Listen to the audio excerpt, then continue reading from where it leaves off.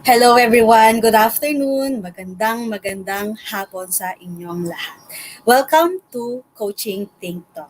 This is Coach Cee Bercasio from the Life Coach Philippines, and this is Coaching for Actionable Motivation.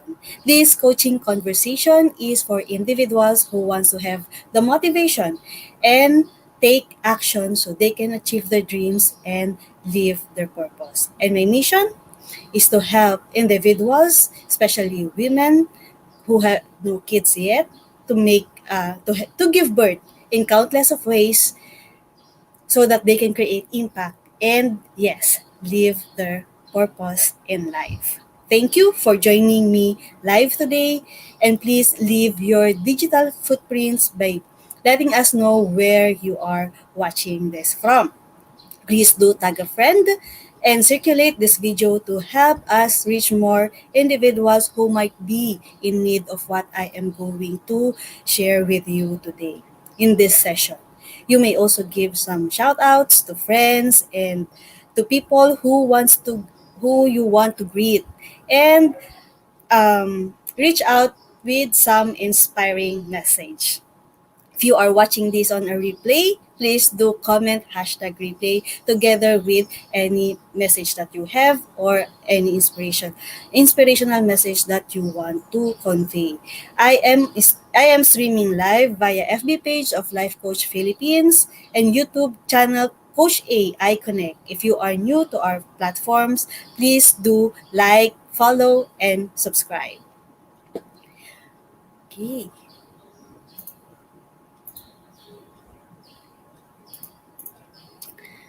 Ayan. So, for those who will, let me introduce myself. For those who will encounter me for the first time, again, I am Coach Cee Bercasio. My full name, if you want to find me in Facebook, is Colleen Capino Bercasio. I am a professional, co-actively co-create certified life coach, and I am also a mental health coach. I help empower women without kids yet to give birth in countless other ways. I am a master builder apprentice and the founder and creator of Absolutely Worthy Coaching Community, which I invite you to join me inside the community. I am also a wife and been married for more than a decade. We are a childless couple. Me and my husband share a loving home here in Parañaque City. So before I proceed with what I want to share with you today, again, let me remind. Please do take your hashtag pack my bag moments. Be intentional and deliberate in what you have in your time, in spending your time here with me today, and get your hashtag pack my bag moments. So what are these hashtag pack my bag moments? These are your aha moments, key takeaways, or anything that have resonates with you from what I have shared with you. And what do we do with this hashtag pack my bag moment? Please do share it in your timeline, in your FB page or FB group, and please do put also hashtag coaching team think talk so that they may know where you have learned this from. Okay, so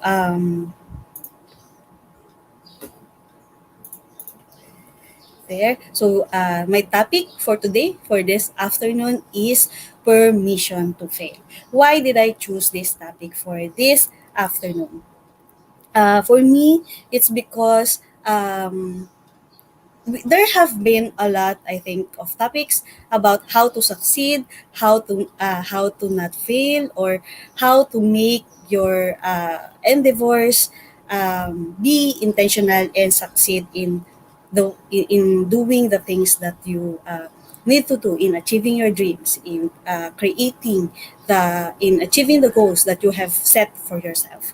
But I there are few topics that talks about uh, the failure and the importance of failure as part of how we gain success in life.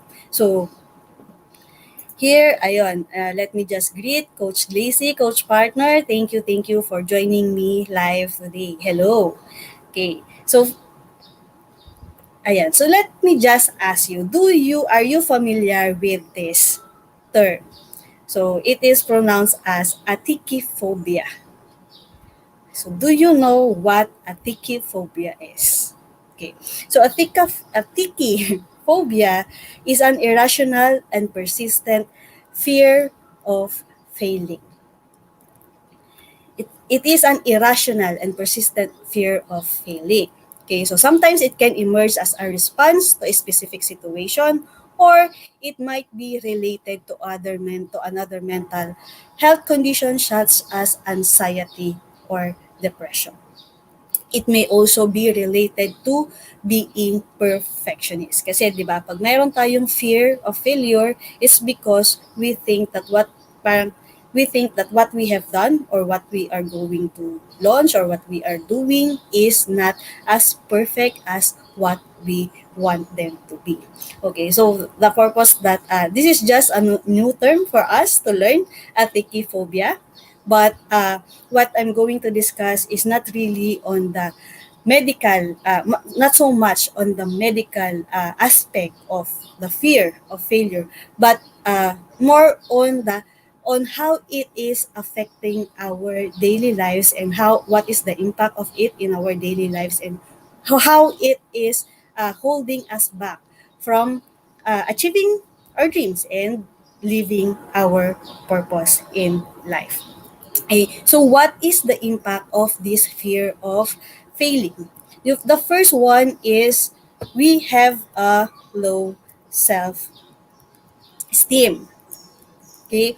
So, yung fear of failing natin, okay, nagkakaroon din, because of that fear of failing, we have a very low self-esteem. So, we engage in negative self-talk, or have a low confidence that makes it difficult for us to pursue our goals. Since laging mga negative ang sinasabi natin sa sarili natin, like hindi natin kaya yan, wala tayong capability to do that, wala tayong oras, walang time, wala na lang lahat. Okay, so paano pa natin ma-achieve ang mga goals na sinet natin if lahat na lang ay hindi pwede or hindi natin kaya or wala tayo. Yan, okay? So that's how that fear of failure impacts us, our self-esteem. The second one is that we have a very, very poor motivation. So it is difficult to get started on projects and work towards goal. So it, it it is related to the first one. Wala tayong confidence. Yung negative self-talk natin, it is also stopping us. Stopping us from starting new projects or um, mag working towards our goal. Kung meron man tayong goal, actually, if we have the fear of failure, ang tanong doon is may goal ba tayo? And kung may goal tayo, we don't really have the motivation to take action in achieving the goals that we have set to achieve. Kasi nga, ang lagi natin kinatatakutan, paano pag mag-fail? Paano pag hindi umubra? Anong sasabihin ng ibang tao kapag hindi ko na-achieve yung goal ko? Okay. So third is that we self-sabotage. Okay, we engage in activities that undermine our own chances of success. What do we do with how are we self-sabotaging ourselves when we have that fear of failing? So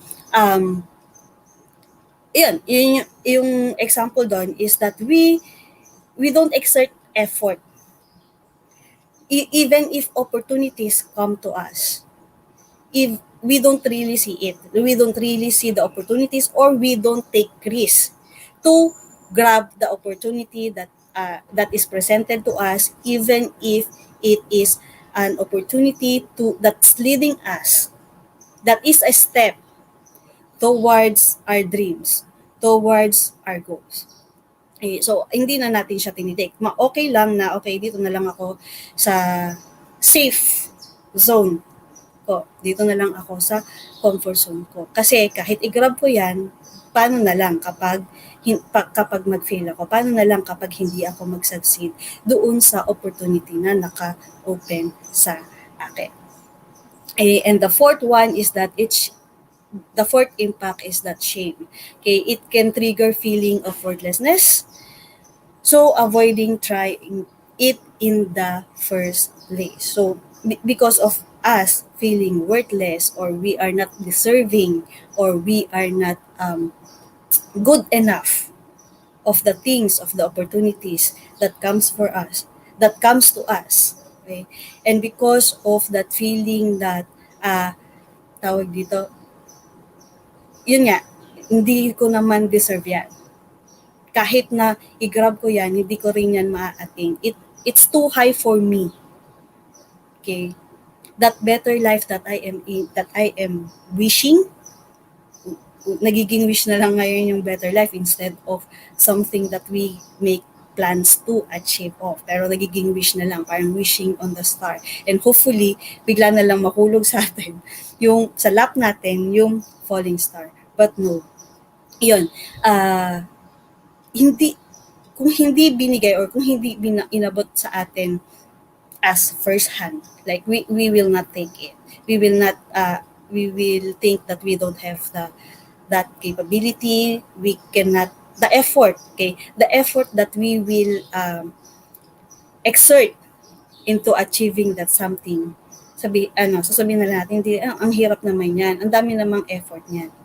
Okay, so yun, so these are the impacts of that fear of failure in our lives. So the first is low self-esteem, the second is poor motivation, the third is we are self-sabotaging ourselves, and that feeling of shame. So before I proceed, let me just greet our live viewers today. Hello, Coach Tin. Hello, Master Coach Hasmin. Hello, Coach Lynn. And hello, Mayor Leonard Gales from Benguet.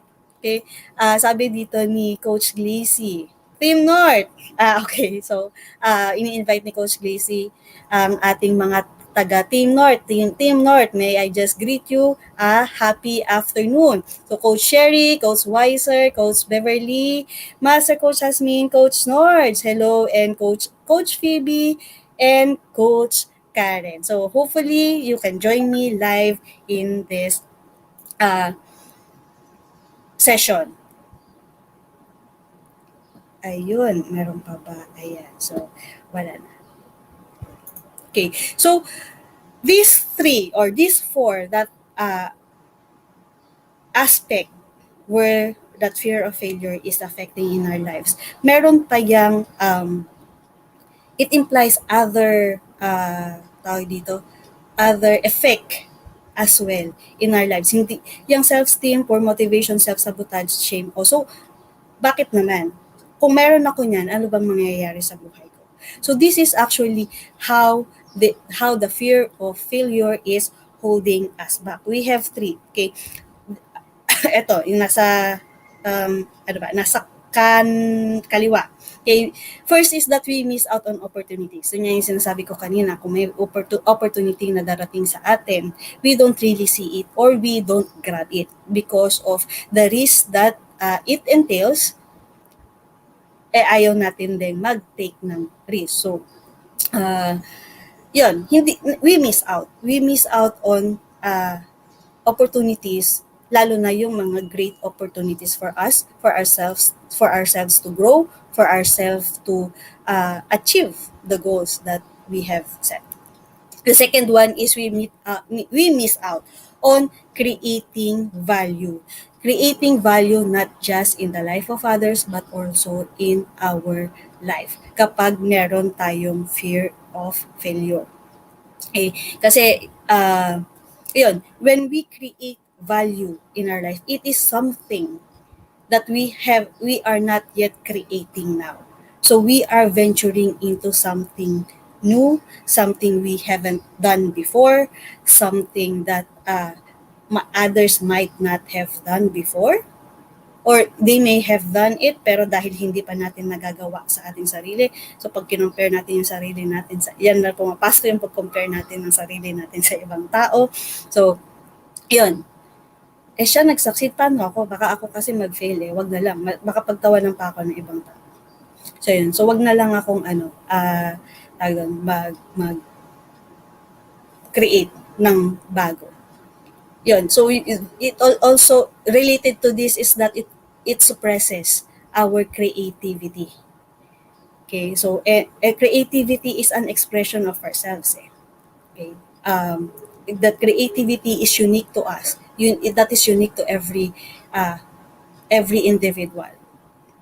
So we miss out on expressing ourselves. We miss out on knowing ourselves. And last but not the least, of course, we miss out living life. We miss out living our own life. Because if we fear failure, okay, hindi na lang tayo kumikilos. We stay where we currently are. We stay where life,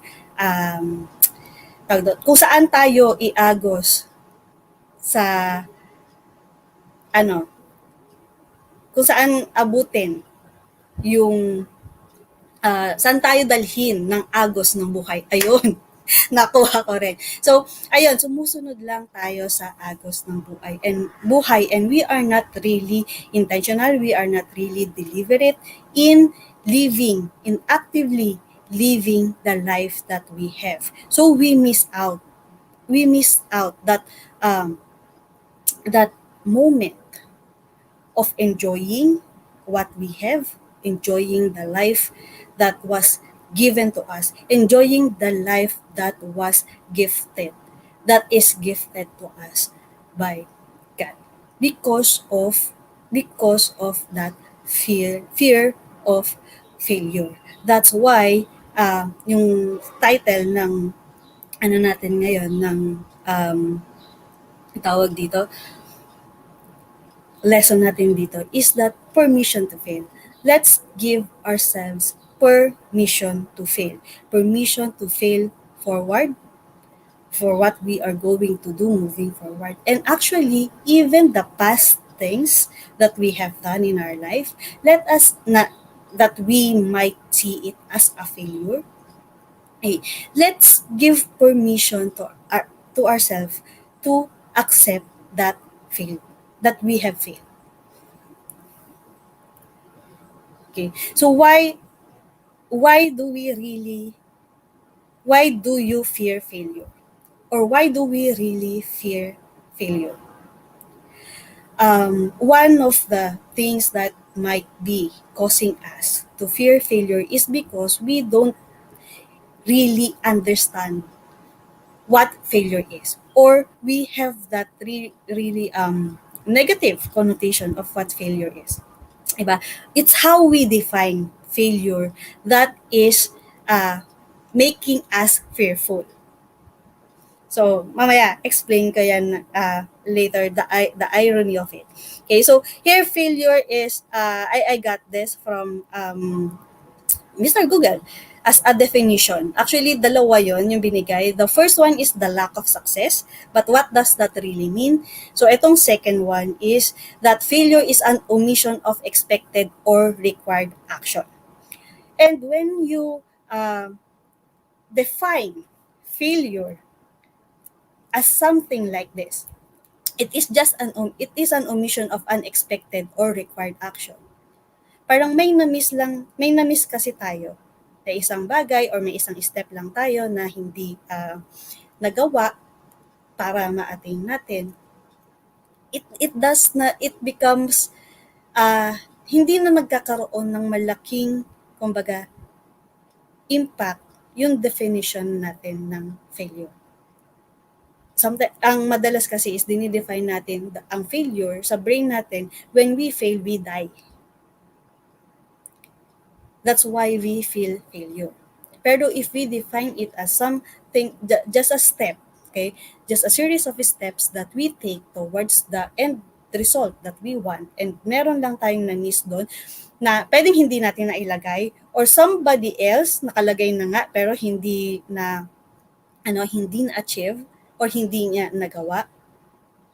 And when we look at it objectively, when we look at it with scientific eyes as an experiment, it's not really that it becomes more it becomes lighter yung nagiging feeling natin when we hear the fear the word failure.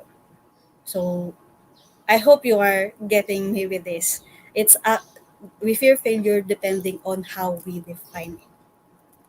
Okay, so the reason why we're avoiding any kind of missing the mark, or yes, that failing, any kind of not meeting our expectations, sabi nga natin kanina, is because we don't want to feel what we're going to feel when that happens. It's because we don't want to feel what we're going to feel when that happens. Okay, so, and we decide to make it mean something that causes us a negative emotion. Remember doon sa mga, remember, we can have a growth mindset or a fixed mindset. Okay, and with the growth mindset, we are shifting our perspective into something is that can make us grow into something positive that will allow ourselves to grow and not be stuck in a fixed definition of terms, and not be fixed on um, the negative definition of the of how we see things.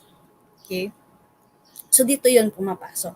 If we have a growth mindset, we will know that we can really change or shift our perspective of how we see failure.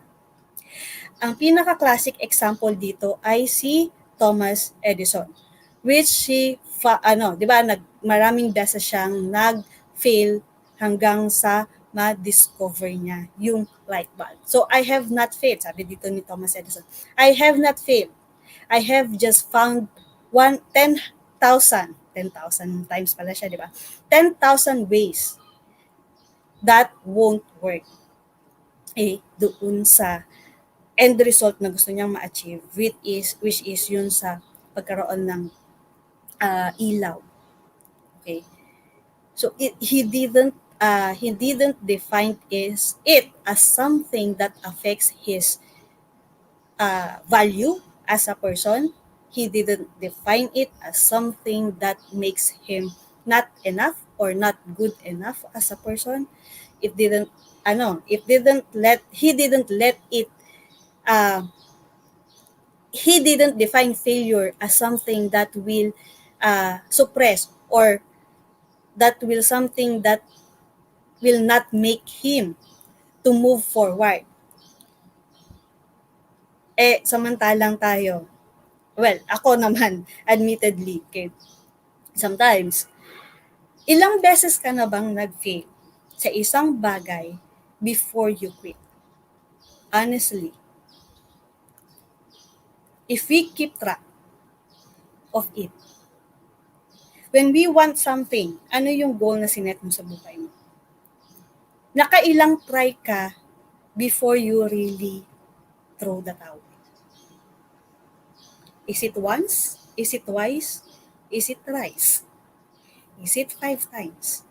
And sometimes, hindi nga tayo umaabot ng 10 eh. Hindi nga tayo umaabot ng 100. Hindi katulad ni Thomas Edison. Umabot siya ng 10,000 ways.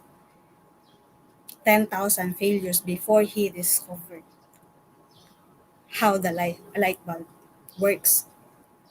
Pero tayo, makailan lang, mabibilang sa kamay natin, and then we quit. What we fail to see is that, yun nga, baka yung susunod natin is also, yun na yung makakapagbigay sa atin ng success. Doon na natin madidiscover on how the on how things work correctly. Pero yun nga, before natin ma-achieve yun, we throw the towel. Okay. And at this point, I just want to relate this in my life as childless woman, wife, as a childless wife. We there was a time in my life, in our lives as husband and wife, me and my husband, we tried for a workup, okay, for us to conceive. Kasi parang 8 years of our married life, wala pang anak. Yung mga una-una, sige, okay lang, di pa yan binibigay ni God. Sige, okay lang, baka stress lang tayo pareho. Darating din yan. Pero may dumating yung point na, ay, wait lang, parang, kailangan na natin to ng talagang medical intervention. So we tried for IVF, and we failed 3 times. We failed 3 times. I can see that as I quit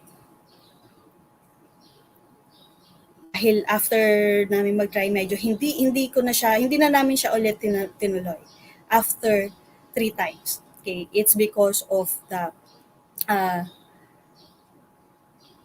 na emotional exhaustion aside from the financial exhaustion. Pero I can see that as something that I quit and I failed as a mother. I failed as a woman. I failed to live my life in the essence that of a woman that was described by Miss Universe Susmita Sen in 19. I forgot. Sorry, I'll have to research that. But there was the time that Miss Susmita Sen, Miss India, said that the essence of a woman is being a mother, and me not having my own biological uh, child, medyo may tumatatak sa isip ko before that I am a failure as a woman, because that was my perspective before.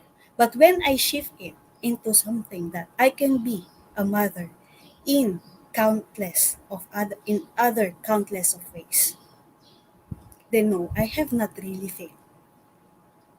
I have not really failed as a woman.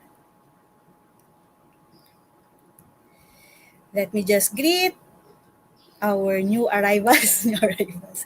Coach Trisha, hello, hello, Coach Norge. Thank you for joining me live at this hour. Okay, so,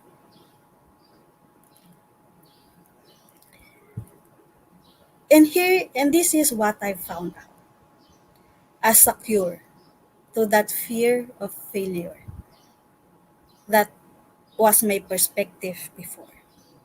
So the real reason actually that I am feeling failure. I am fearing, takot akong mag-venture into something new.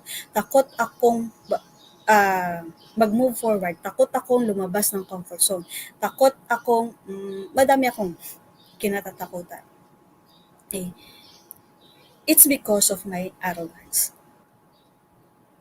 It's because of that uh, perspective in my mind that if I will fail, I am not worthy as a person. So see how arrogant I am in thinking that. Samantalang other failures are just something small. Like what what's example is like tipong yung magtatanong ka lang sa sales lady, magtatanong ka lang sa guard ng direction, magtatanong ka lang ng kung saan ba pwedeng mabili yung isang bagay na hinahanap mo kasi hindi mo makita. I consider that before as a fear of failure. Kasi baka, here's how my mind works. Baka sabihin ng ibang tao, um, ano ba yan? Hindi man lang niya alam. Or ano ba yan? Di ba niya nababasa? Meron namang signage. Or ano ba yan? Tawag doon, hindi man lang siya mag-effort hanapin kung nasaan yung inahanap niya. So that was my thinking before. And I don't want to I don't want that kung saan patungo yung mga ganong iniisip ko. Kasi when I think about it, na ganon yung sasabihin sa akin ng ibang tao, is that I feel, okay, yung sinasabi natin kanina, it's because of something we feel. We fear failure because of something that we feel. Okay?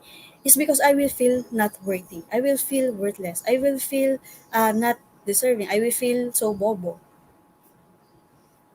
Diba? And I don't want to feel that. I don't want to feel that negative emotion. And the antidote that I have found to counter that arrogance in me is really just one, and it is humility. It is humility. It is the humility to accept that yes, sometimes we fail. That yes, there are things in our life that we are not in control of. That there are things in our life that only God can really provide for us. So, hindi ko dati ma-accept yun. Tatlong tries. God, nag-effort ako. Gumastos ako. Grabe yung emotional investment ko. Ayaw mong bigay sa akin. Diba? Kung gaano naman nakaka-arrogante doon. But when I accepted it, there are things that only God really that only God can give, can make it happen. And that also accepting that God has plans for me, has beautiful plans for my life.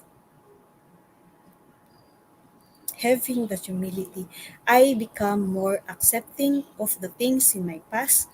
I've become more accepting of the situations that I've been into without feeling much of that unworthiness, much of that not deserving, much of that not being good enough. That's why I am able to be with you in front of you today, speaking. Dati, kala ko hindi rin ako mag-speak sa harap ng maraming tao. Ayoko maging public speaker. Tipong aakyat ka pa lang sa, sa stage, nanginginig ka na. Parang, pwede bang kainin na ako ng, ng lupa? Ganyan. Diba? Pero, that's how I discovered that God has plan for me. God has beautiful plan for me. That my life is a message for other women like me who are who don't have kids yet but are still hopeful because yes, we can give birth in other countless of ways while we are waiting. Okay? I am still waiting. I am turning 40. I'm still waiting for that for that biological child that God will give me. But while I am waiting for that, I can do other meaningful I can make other meaningful action. I can take other meaningful endeavors in my life. Kasi bakit gusto ko bang mag-anak? It's because I want to nurture others. And I can nurture others' kids while I'm in the season of waiting in my life for my own kids. Because I've learned to accept the failures that I've undergone before. So sabi nga dito, humility is the first step towards greatness. In admitting that we do not know everything, we open ourselves to learning. In admitting that we can fail, we open ourselves to pathways to success. So really, failure is part of success. In admitting that we are flawed, we open ourselves to accepting others. So it's the humility that is an antidote to our field of failure. And it is what will make us move forward, take action, take responsibility for our life, and create impact to the lives of other people. If you can see here, that's why ito talagang pinili ko ngayong na to, ngayong talk na to. This is our shirt for our Coach A Coaching Club before, and our mission is to create massive impact. And yes, I want to fulfill that mission of creating massive impact. That's why I am here today in front of you. So my question to you is, how are you living your life today? Are you living it? Are you living it in the shadows or with the fear of failure?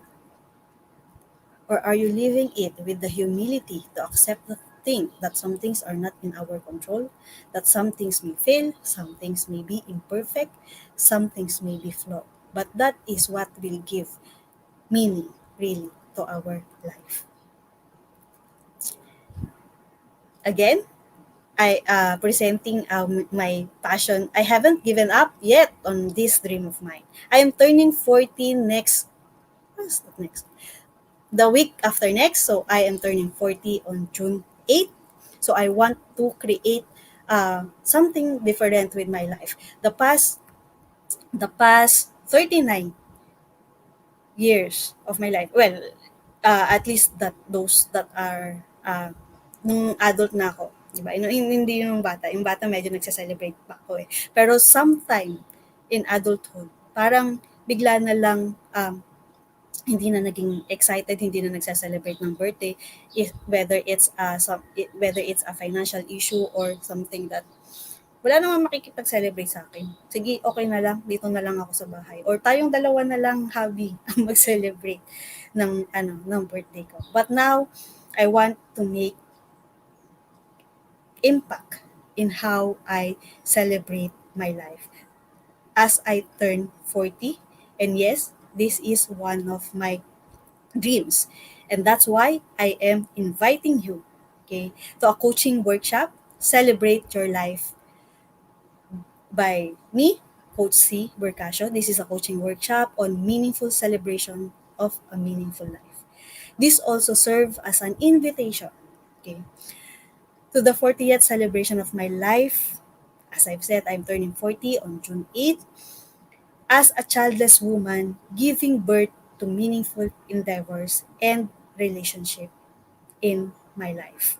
Okay, this will be held not on June 8 because June 8 is Tuesday. I want to celebrate it on the Sunday before June 8. So it will be on June 6, Sunday, 5 p.m. via private Zoom. Okay, so there we have a registration fee of 1,499 and a portion of that registration fee will feed at least 50 kids in poor communities for 5 days through the Gawad Kalinga Foundation because my husband is the executive director of Gawad Kalinga. And yes, I want to create impact starting with giving uh, value to these kids, especially now that it is pandemic and a lot of our mga kababayan, especially in the poor communities, are uh, struggling really to um, have a complete meal in a day. Okay.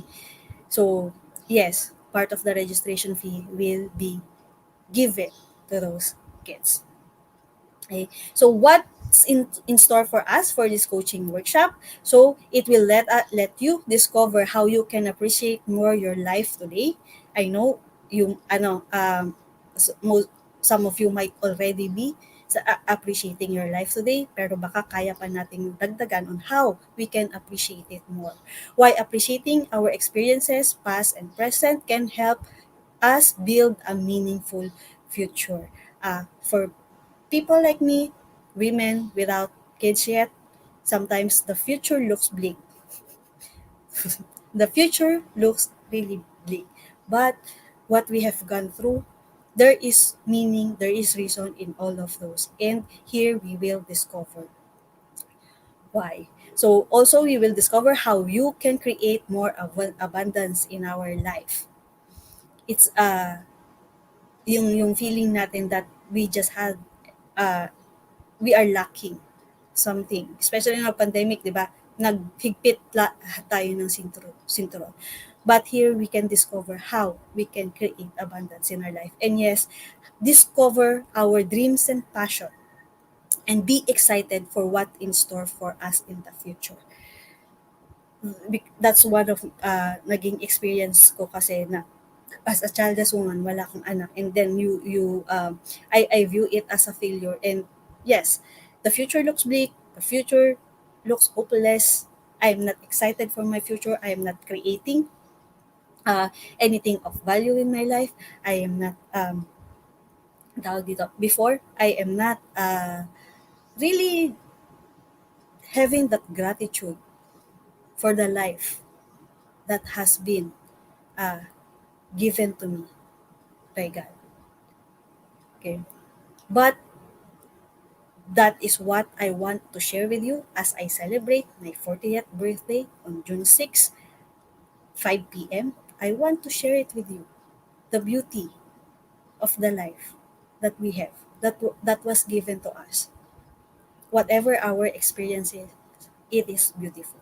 Okay. So, and lastly, of course, during the workshop, we will discover a way moving forward. Okay. Thank you, everyone, for joining me today. Um, oops.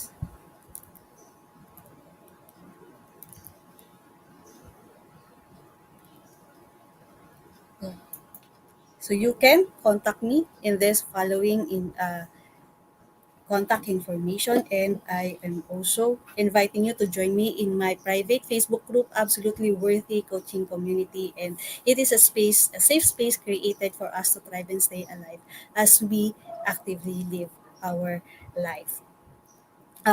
Let me also invite you, sorry, let me invite you to join us in the Be Learning Society by becoming a holder of the Be Learning e-card. So this is the sample of our e-card. And um, yeah, Master Coach A has officially launched the Be Learning Society, the 10th maker of the Be Learning Home for Mental Fitness, and Decaf Coffee Republic is hosting the Be Learning e-card that unlocks opportunities to smarter living with monthly perks. So ano yung mga perks na yon? Yung first one is that we have a 5% discount for food and beverage from your orders in the Cup Coffee Republic. Second is the mental model masterclass by Master Coach A herself. And for this month, for next month, which is June, it is it is happening on June 19, 7 p.m. It will happen every third Saturday of the month, and the perks, the third perk of having this for joining us in this Be Learning Society and having this Be Learning e-card is a 90-minute coaching session with a senior coach from the Life Coach Philippines, which is this is in support of what you have learned, of what you will learn from the masterclass from by Master Coach A. So for next month's mental model masterclass, which is yun nga, scheduled siya on June 19, 7 p.m. I-reserve nyo na yung date. Save the date na yan. Okay, and see you there. Master Coach A will teach the mental model barbell. Okay, so discover how you can develop mental fitness by regular lifting of the mental model barbell. Ito kasi yung ini-strengthen natin. If we are strengthening our physical body through lifting, doon yung mga physical, barbell, iba-iba yung weights. So let us also build muscles for our brain by exercising through the mental model barbell. So for more information and registration assistance, connect with Coach Rizal through 0917-586-1661. And also, we want to invite you to Master Coach A Co-Actively Co-Create Life Coach Certification Program. This is a comprehensive approach to learning and mastering life coaching as an active process of creating a new path to achieving life results in life. So that success is inevitable in every coaching relationship. It includes a 21-day web-based learning, 3 days live bootcamp, coaching bootcamp with Master Coach A, and 3 days live business bootcamp with senior coaching team. So, dito meron na siyang kasamang business bootcamp because usually the question we have when we um, finish any certification that we get, so for this case, the life coach certification, is that okay, what is it moving forward? Ano nang next? What's next? Okay, so with here in co-actively co-create life coaching certification, meron siyang kasamang business bootcamp so that we will know how to set up our business, because especially for those coaches who wants to create who really a business out of the profession of life coaching. The program package also comes with many other bonuses, so connect with Coach Rizel through 0917-586-1661 to discover the opportunities waiting for you in this profession. So thank you once again. That's all for today, everyone. Thank you very much for joining me. And as I end this conversation, let me invite you once again to participate and be part of what we are doing as an organization of professional certified life coaches. Do join us for another coaching conversation later this afternoon at 4 p.m. with Coach Jan Roca for Coaching for Premium Growth. So once again, this is Coach Cee from the Life Coach Philippines, and for Coaching Think Talk. Coaches like us think and talk like this. This is us from the Philippines. Love Bam Boom, love Bam Boom, love Bam Boom. Bye!